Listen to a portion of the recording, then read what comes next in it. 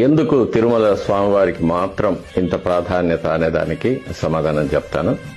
వెంకటాద్రి సమం స్థానం బ్రహ్మాండే నాస్తి కించనాత్, వెంకటేశ సమోదేవో నభూతో నభవిష్యతి అన్నది వరాహ పురాణంలోని ఒక వాక్యం.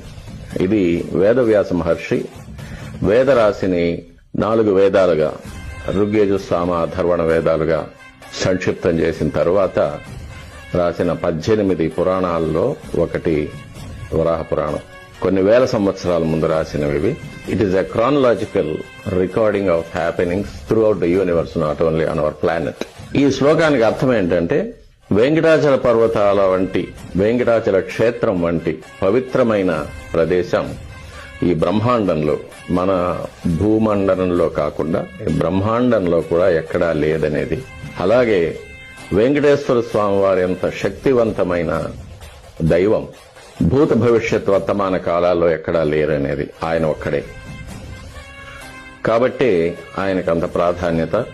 స్వామివారిని క్షణమాత్రం దర్శించుకుంటేనే వారి యొక్క లౌకికమైన కష్టాలన్నీ తీరి వారికి క్షేమం కలుగుతుందనేది భక్తుల యొక్క నమ్మకం.